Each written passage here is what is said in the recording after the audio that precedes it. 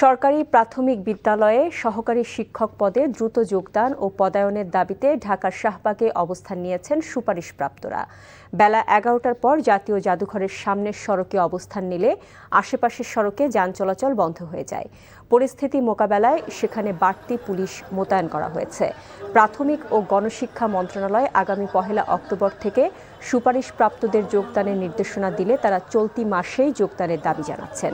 যোগদান ও বিদ্যালয়ে পদায়নের সুনির্দিষ্ট তারিখ সহ লিখিত প্রজ্ঞাপন প্রকাশেরও দাবি জানিয়েছেন আন্দোলনরত প্রাথমিক বিদ্যালয়ে সুপারিশপ্রাপ্ত শিক্ষকরা।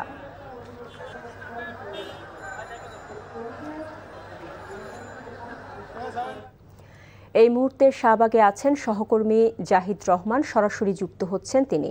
জাহিদ, এই মুহূর্তে সেখানকার পরিস্থিতি কেমন দেখছেন, কি বলছেন আন্দোলনকারীরা?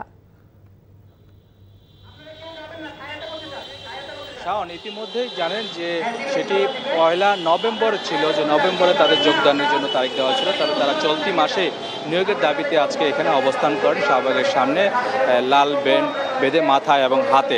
ইতিমধ্যেই মন্ত্রণালয়ের ওয়েবসাইটে যেটা আমরা দেখতে পেয়েছি, ওনারা জানিয়েছেন এখান থেকে কিছুক্ষণ আগে যে সেখানে ইতিমধ্যে ১ মাস কমিয়ে সেটা অক্টোবরে করা হয়েছে এবং তাদের দাবি ছিল যে সেটি এই মাসে করার জন্য, এবং পাশাপাশি তাদের আরেকটু দাবি ছিল যে সেটি বিজ্ঞপ্তি আকারে নয়, মন্ত্রণালয়ের ওয়েবসাইটে কিংবা গেজেট আকারে প্রকাশ করার জন্য। ইতিমধ্যেই সেখানে তারা সন্তুষ্টির কথা কিছুক্ষণ আগে আমাদেরকে জানিয়েছেন যে তারা সেই বিষয়টি তারা পর্যালোচনা করছেন এবং যে ১ মাস এগিয়ে নিয়ে আসা হয়েছে সেই বিষয়ে তারা আলোচনা করছেন। এবং ইতিমধ্যেই এখানে যে যান চলাচল বন্ধ ছিল, কিছুটা স্বাভাবিক পরিস্থিতি দেখা যাচ্ছে। এখানে তারা এক পাশে দাঁড়িয়েছেন এবং যান চলাচল অনেকটা স্বাভাবিক যাচ্ছে। এখন আর কিছুক্ষণ আগে রাস্তার এক পাশ দিয়ে যান চলাচল করছিল, এখন দুপাশ দিয়ে যান চলাচল করছে এবং আপনারা দেখতে পাচ্ছেন যে তারা একটি পাশে অবস্থান করছেন। এখানে যারা অবস্থান নিয়েছেন তাদের সাথে একজনের সাথে আমি কথা বলতে চাই যে আপনি কি এখানে নিয়োগ পাওয়ার পরে এখানে এসেছেন, কেন এসেছেন?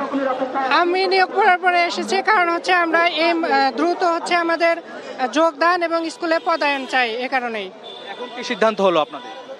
এখন আমাদের ৪ অক্টোবরে পদায়নের প্রজ্ঞাপন দেওয়ার কথা, সেটার অপেক্ষায় আছি আমরা। এখন এটা দিলেই আমরা রাস্তা পরিষ্কার করে চলে যাব।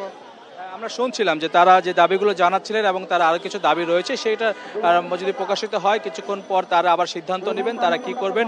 এবং ইতিমধ্যে আমরা যে ১১টার পর থেকে এখানে আবদ্ধ অবস্থা ছিল রাস্তাটি, সেটি এখনটা অনেকটা সচল হয়েছে এবং যান চলাচলও কিছুটা স্বাভাবিক হয়েছে। শাওন, শাহবাগ থেকে জানছিলাম প্রাথমিক বিদ্যালয়ে সুপারিশপ্রাপ্ত শিক্ষকদের আন্দোলনের খবর।